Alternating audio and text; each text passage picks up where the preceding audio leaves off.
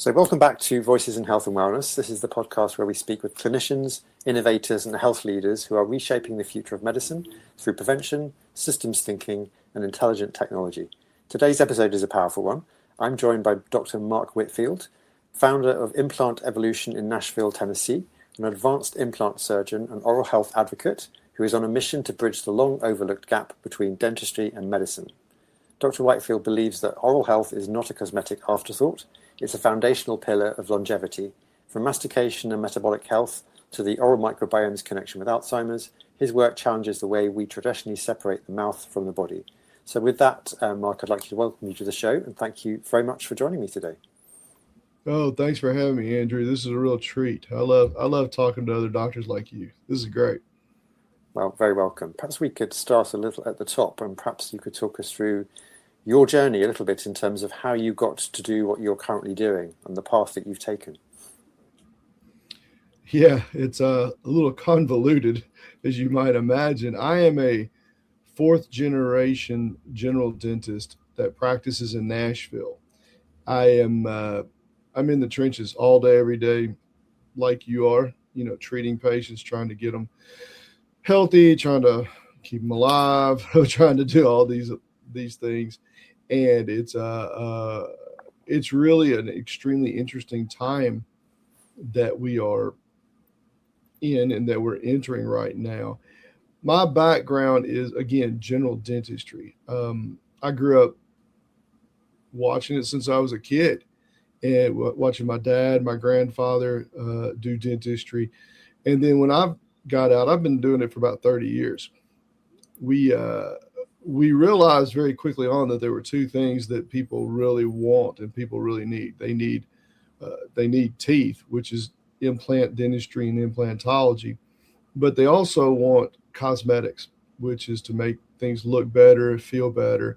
And this has pretty much become my mission in life, is to give people something akin to real teeth again. Amazing. And when did you get the interest for the sort of systemic impact of oral health? What kind of triggered you to kind of go off in that direction?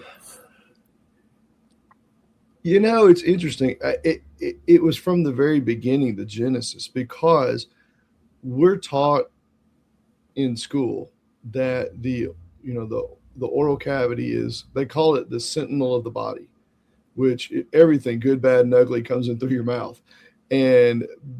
But in addition to that, there's so many diseases that manifest themselves through oral conditions, diabetes or periodontal disease or sugar rots your teeth out. It's a combination of everything. And the oral environment is a really, really good viewpoint of what's going on overall systemically for the patient.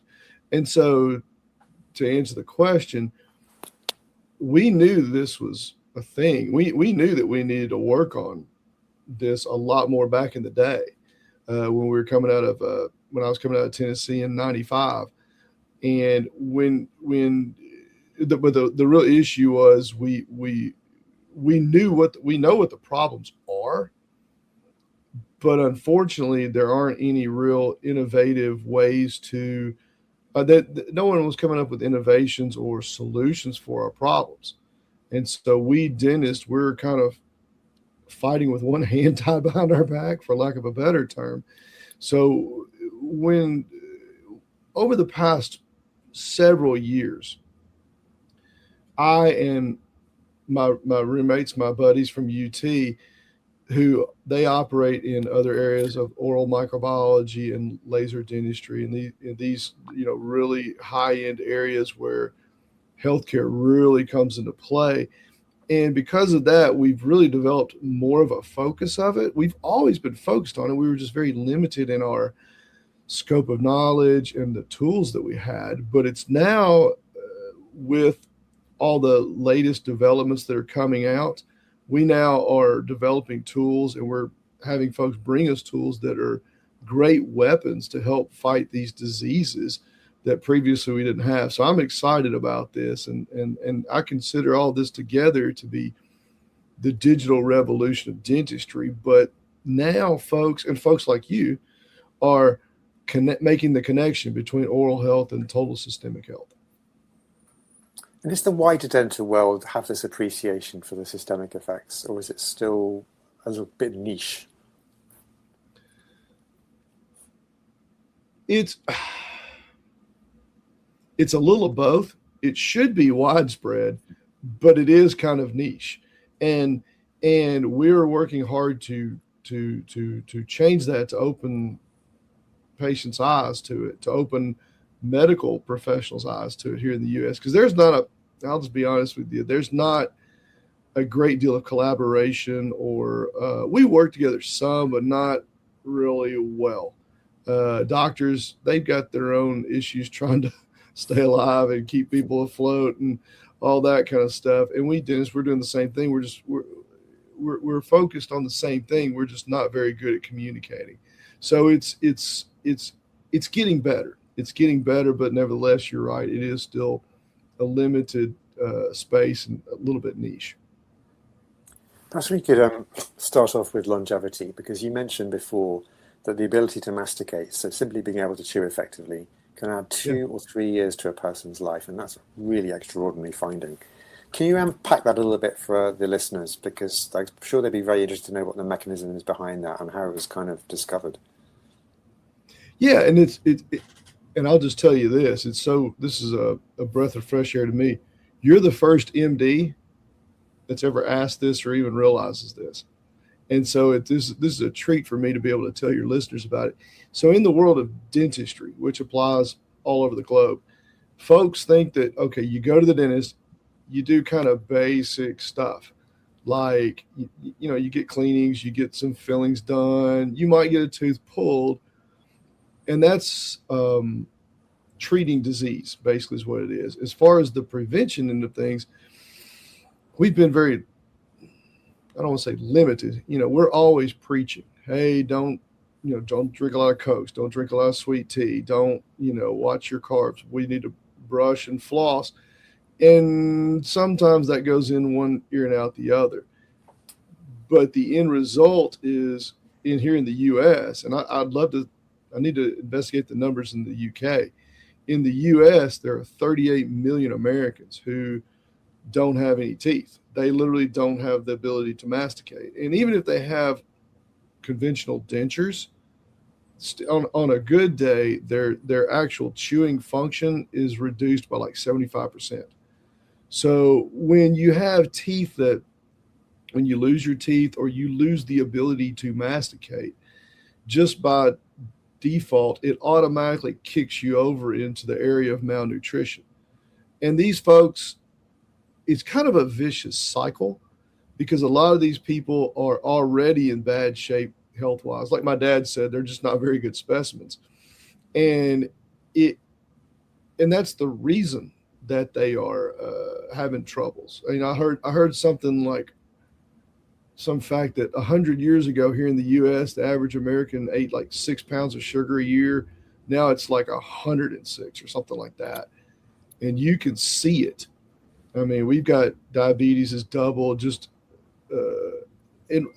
Over my career, over the past 30 years, I've noticed that people here in the U.S., especially here in Tennessee, we've long been thought of as one of the lower socioeconomic states in the union. We love sugar. We love bacon and biscuits and all that kind of stuff. We're just not the healthiest bunch. And I've noticed over the past 30 years, man, we've really kind of been going down. And over the past several years, and I think probably COVID probably really just put the bow on top, we really have become extremely unhealthy. And so that goes right over to teeth. And so when somebody, if they're 55 years old and they come in and we have to extract all their teeth, and they're just not a very healthy person, they are, they may be pre-diabetic, they may be whatever, they can't masticate. And what it does is it kind of snowballs on them.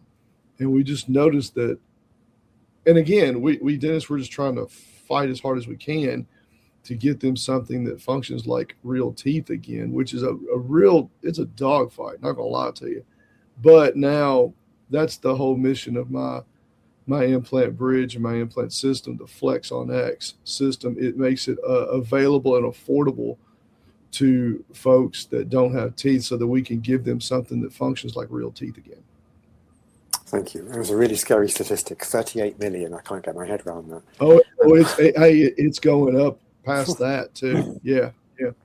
So you also referenced something even more striking, that restoring chewing function can lower the A1C by a full point. And for those that don't know who are listening, the A1C is a very good metric for long-term control of blood sugar over a 3-month period. Really interested to know what's happening metabolically behind that.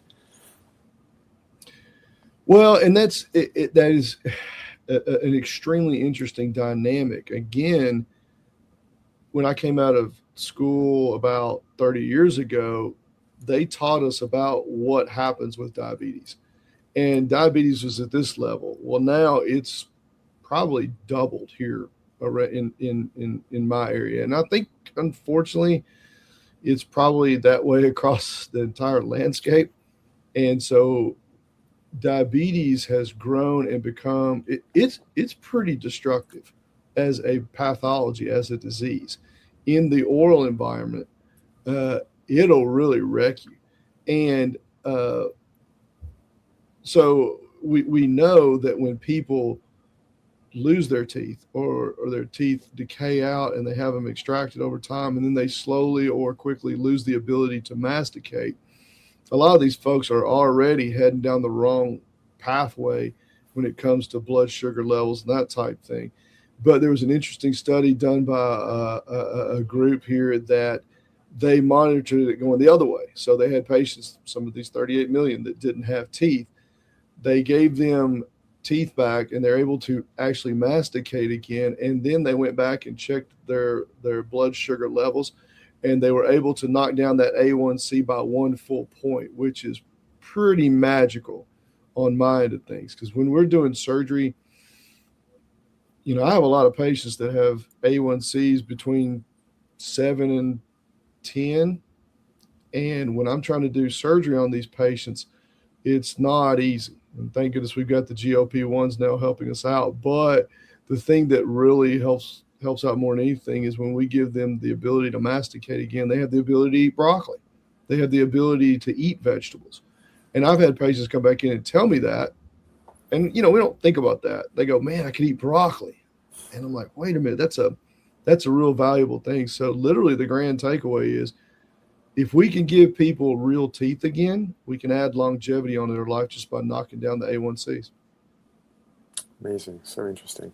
I mean, do you think medicine underestimates the inflammatory and metabolic load coming from chronic oral disease? Because we're talking here about systemic effects, aren't we? Did you say medicine? Yes, because obviously from your perspective as a dentist and how you see medicine. The answer is absolutely. That we do not, and we're starting to get more crossover a little bit here. And we've been saying this for a long time, because those that have periodontal disease or gum disease, there has long been a real correlation between that and diabetes. Diabetes really accentuates the problem. And so with periodontal disease, it is a chronic oral infection. And we're finding out that there are correlations between periodontal disease and heart disease, Alzheimer's, other metabolic problems. We've known that, we dentists have known this for a long time, but in the medical world, they've had a different focus, which I get it. And just as a general rule, I've noticed that most doctors don't know much about the oral environment, at least here in the U.S. And so it's a breath of fresh air to have collaborative conversations like this, because the need is pretty massive. And we're now starting to see people are starting to pay attention. A healthy mouth equals a healthy body. So we're doing well. So you and I are both enlightened, I'd like to say. But what do you think true integration between dentistry and medicine should look like? And that's a great question, because that's what you and I were speaking about. And you and I are in two different ecosystems. and to some degree, here in the U.S., it's just been quite dysfunctional. I'm not gonna lie to you. Our healthcare system is just a big quagmire of chaotic everything. And what it does is it just really limits access to care. And now things are starting to slowly but surely change in that arena. And what it is that professionals like us and other, dentists and medical doctors here in the U.S., we are starting to collaborate a little bit more, but we're doing it outside of the healthcare system. We're really saying, okay, we have to go over here to actually take care of the patients and get them healthier. And we're starting to find different ways to do this. And this is the innovative part that just really, really excites me, because if we really get our ducks in a row, I think we're going to be able to make significant differences and really move the needle as far as health and longevity for folks. Thank you. And when we spoke before, you mentioned some research conversations with Ed Zuckerberg exploring the links between the oral biome and Alzheimer's. What's kind of showing up in that research? And this is one of my kind of pet subjects, because I do a lot of work with Alzheimer's patients, and I'm very, very mindful of the oral microbiome. But what's on the cards at the moment? That's awesome. Yeah, Ed's a retired dentist from New York. He lives in Silicon Valley now and plays with the grandkids, is what he says. And he's a great guy. There is a small, I don't want to say small, but it is a small subsect of dentists that have been around for a long time, and they've been focusing on oral microbiology. In our mouths, we've got, 300 different kinds of bacteria, and there's a certain small subsect of these bugs that are very, very bad. And those are the ones that we really fight. Those are the ones that cause periodontal disease that lead to all these other things. And Ed has long been a real advocate for being aware of oral microbiology and fighting disease on the microbial level, where is with what we dentists do, a lot of times we do fight that, but we really are on a macro level. We're more like engineers or trauma surgeons or something like that. Ed was telling me probably about 6-8 months ago that they're making headway in finding actual correlations between these bacteria in the oral environment, and they're finding them. I think, don't quote me on this, they may be finding these in the amyloids in the brain, and that is but there's definitely a correlation there. If you've got active periodontal disease, I think your chances of having cognitive issues, Alzheimer's, these type things is dramatically increased. There are other folks, other doctors, for example, one of my roommates from UT, Dr. Tommy Neighbors, and his dad invented the oral DNA salivary test, where we were able to now take a saliva test, a sample, send it off, and get a report on the bacterial loads of these specific, there are two complexes that we really focus on that are the bad actors. And so it gives us a much more focused game plan and a plan of attack, because at least we know what bugs we're fighting. Previously, we didn't really know what bugs we were fighting, and we were kind of flying blind a lot of times. Now with the available technology, and there are more coming down the pike very quickly, and these it's a matter of giving us information that we just didn't have, so that we can really come up with treatment plans that are much more effective. So if prevention truly starts in the mouth, what do you think clinicians should be screening for differently? Are you talking about medical clinicians? Yeah. Well, I, to be honest with you, I'm not really sure what oral clinicians do. Medical clinicians here in the U.S. do. I know what they do. They go, and then they run on and they look at everything else. They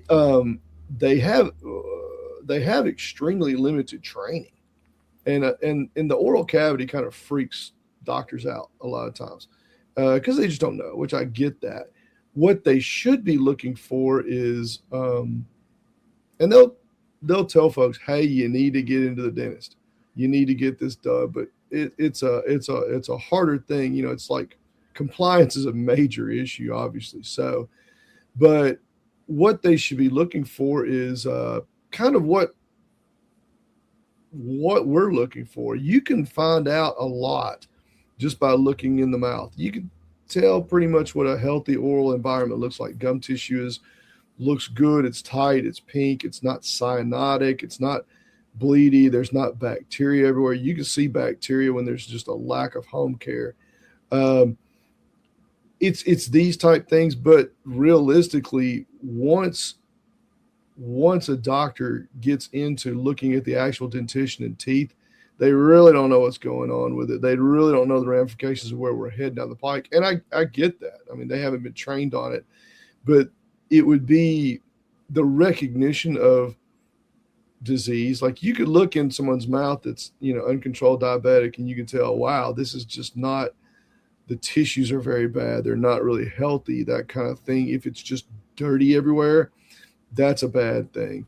And I really don't know exactly how far they go with that, but that right there is probably the key issue. We need to be much more observant and ask a lot more questions.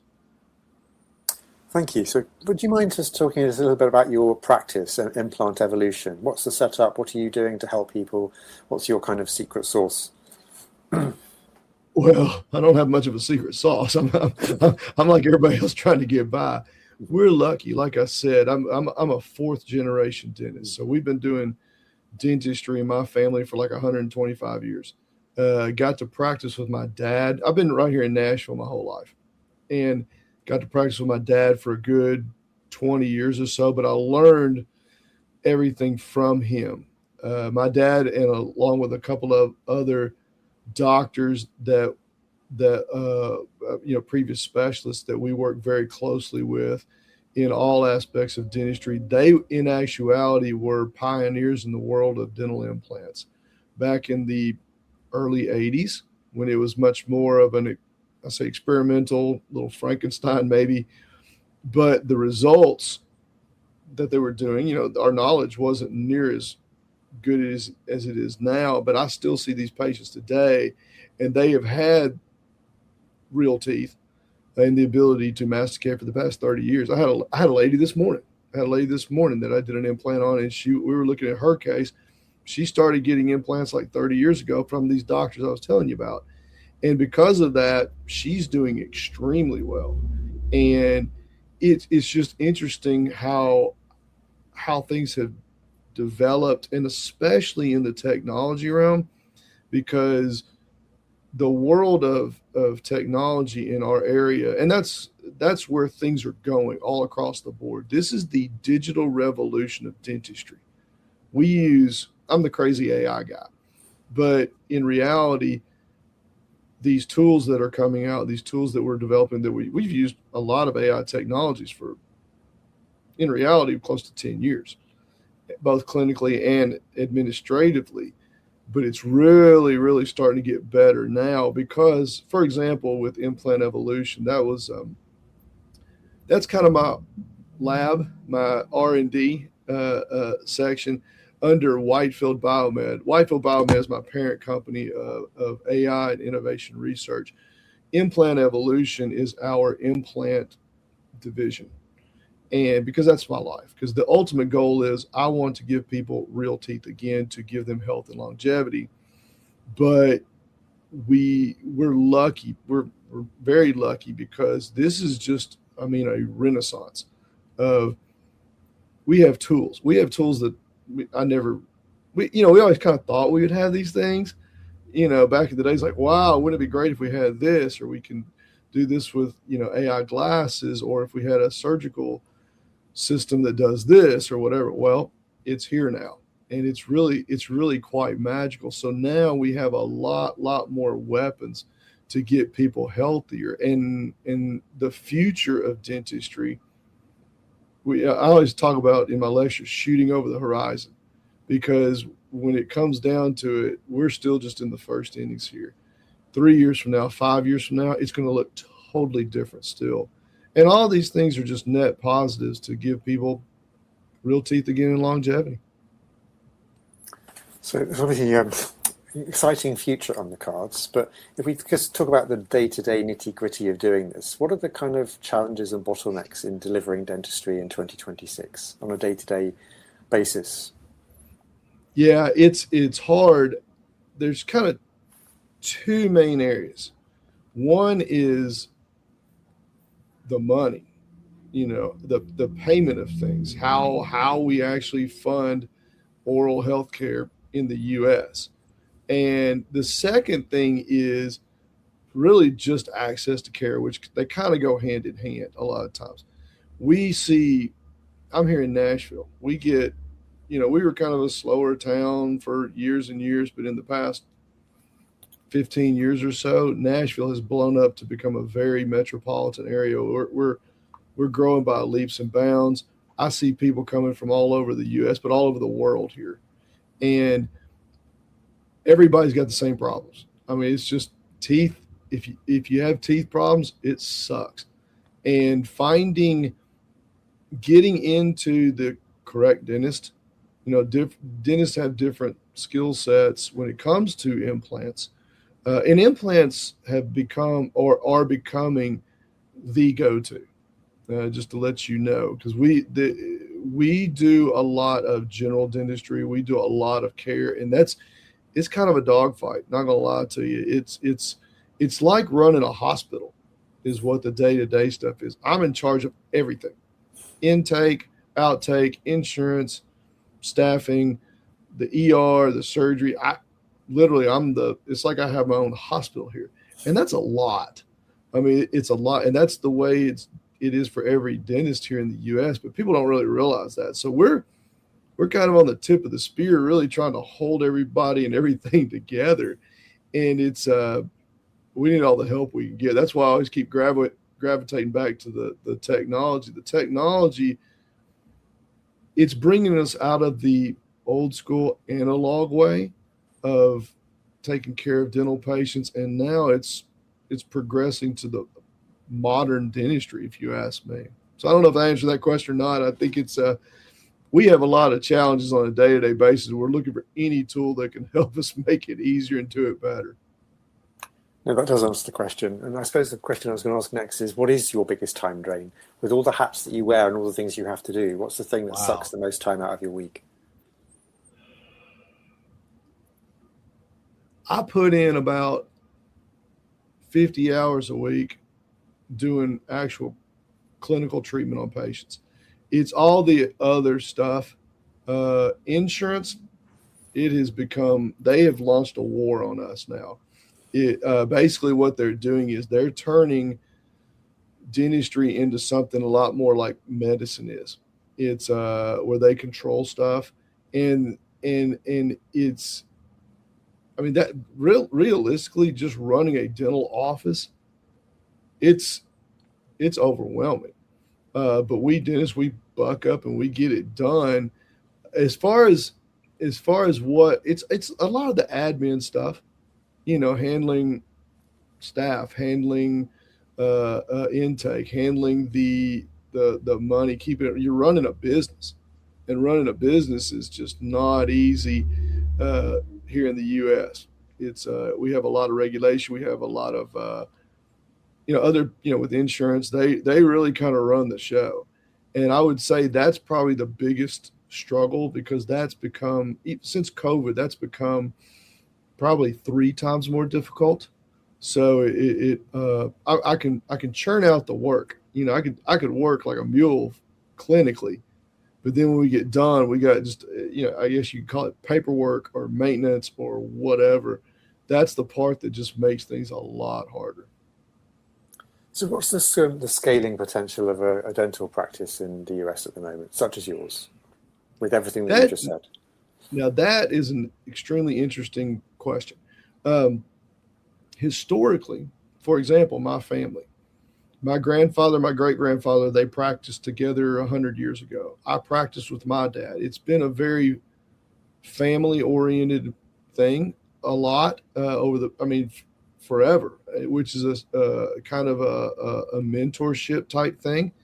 And up until about COVID, I would say probably I don't know if it's as high as like 30% of dentists, they had another family member, whether it's the father or brother or their spouse, that was a dentist. And so we're very, I'm not saying clannish, but we it's been a very generational thing dentistry has forever. And for example, in my class, we had like 20 people that were going in with their dad or their brother or their wife or whatever to practice dentistry. That dynamic is changing, and the reason is because up until COVID, the majority of dental practices were owned by individual practice owners, where you had one or two dentists there. Now, the group practice model was growing because we had to kind of band together to, survive, keep down costs. But since COVID, corporate dentistry has come in. We call them DSOs, dental service organizations, and that's a model that is modeled after the way that medicine, for-profit medicine, was done. Is actually for-profit medicine was started here in Nashville in the early 1980s with the FRIST and HCA. We knew them and watched them do that. Well, I kind of always suspected this time was coming. Now corporate dentistry has come in like mad, and they come into areas like Nashville where you have large populations. They're coming in. It adds a ton of chaos and churn, and they make deals with the insurance companies. They make deals with manufacturers, all this kind of thing. And the DSOs have really they're making dentistry more of a retail or commercial thing, and we're seeing that patients are getting jerked around a whole lot. And so I'm sure there are net positives from it that I'm not addressing, but for every net positive, we see a net negative that really makes it just a lot harder. But that's the dynamic going forward. And it's I think that train is slowing down just a little bit, and probably here in the next little bit, like say 3 years from now, 5 years from now, it's going to be something like almost half the offices in the US are going to be under a corporate structure umbrella. And then the other half are going to be small owner-owned offices. And that's probably the way it's going to sit for a long, long time. But it's just an interesting dynamic in the history of dentistry. Thank you. And moving on to AI, because I know this is one of your things that you're very excited about. And I just wonder what's on the horizon for AI in dentistry, but perhaps beyond dentistry, whatever you think is interesting and exciting. Yeah, this is my mission, my passion. And yeah, I know all about AI and the technologies in dentistry. I'm kind of the Elon Musk or the Steve Jobs of dentistry. But there is a real cross-pollination or correlation with medicine. And I think, believe it or not, the medical end of things, I think they're starting to realize that. And because we are medicine. Nobody really thinks of us that way, but we are medicine. And the technologies that we've been using, I'm sitting here in my lab right now, I'm looking at about 4 different kinds of technologies here that we use. For example, facial scanners, intraoral scanners that we use photogrammetry with. We've got 3D printing. We've got the ability to use our exocad surgical design softwares where we can design surgical guides. I can mill them here on our milling unit. We operate more like orthopedic surgeons, and in the orthopedic surgery realm, they use machines like Mako's. We have machines that use dynamic guided surgery like that. So I've looked at dentistry as kind of the experimentation platform for a lot of medicine. And before we even get to that point, we use about 4 different kinds of AI softwares in our admin into things like we use Zoob. It goes and it scrapes insurance benefits. We work with Weave, and they're introducing AI agents for communications, scheduling patients, and it's working out very well. All of these tools really do 2 things. Number one, they do about 3 things. Number one, they reduce an inordinate amount of friction in every system. Number two, that leads to a much more efficient or cost-effective thing. But the third thing is I don't care if it's scheduling an appointment or getting a surgery done or taking a facial scan so that we can build flex on X. The end result is this: the end results of all these systems and outcomes, they're just much better for everyone. And so this is why I'm so excited about it, because things are getting better all across the board, and technology is the driver. And if you were starting Implant Evolution again tomorrow, with everything you know and the journey that you've had, would you do anything differently? The short answer is no, I guess. I mean, when I say differently, I'm a startup guy. I'm a founder, and I've researched that into things to the nth degree. And basically, when you're a startup founder or an innovator, you're just wandering around in the wilderness. And when there's a book by, is it Jeffrey Bean? I don't know if it's Jeffrey Bean. That's not the right name. Crossing the Chasm, which is it's an older book, like 15, 20 years old, but it outlines a brilliant story of how, if you're going to bring something new to the world or to the marketplace, it's going to be a slog. And you think, oh, surely not. Surely it's not this bad or this hard, or that people are not this obtuse. It is that way. And so, hindsight's 2020, but in reality, all the struggles and everything that we've had, that I've had with building Implant Evolution and Whitefield Biomed, it's exactly the way it should have been.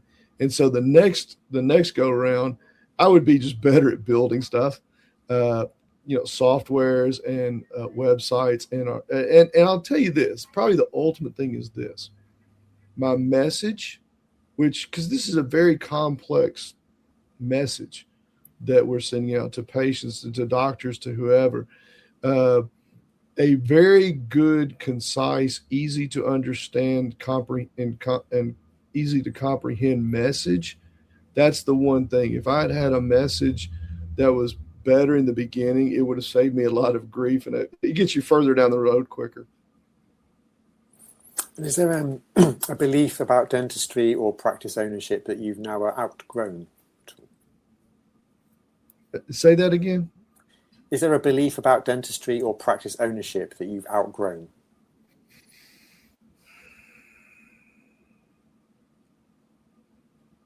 I don't know if I've outgrown it. I have a different point of view. I've noticed I've had a different point of view than everyone else does. Because dentists, we get kind of in this little groove. We're in our own little kingdom here. We're just trying to fight and get through the day and take care of our patients and stuff. I look at I'm the one who's looking over the horizon to see what's coming down the pike. And I'm telling a lot of different folks things. It's really just kind of interesting. I'm just so tickled about where things are going. I'm just so excited about the future, because I think this is really it's the digital revolution of dentistry. So dentistry is coming out of the old school way, and the new school way is crazy exciting, because it's just going to be so much better, and the outcomes are going to be so much better. And a lot of what I do is I teach doctors, and the new generations coming up. See, I've been speaking to the old dogs. They don't like listen. They don't like hearing new stuff. They get upset a lot of times. But the new generation coming up, it's a breath of fresh air. These docs just take it, run with it, and they're going to be doing some fantastic dentistry for folks that's going to really help people live longer. And where would you want we talked about the future and your excitement for the future, but let's just take the next 12 months. Where would you like to be in the next 12 months with your work and your practice?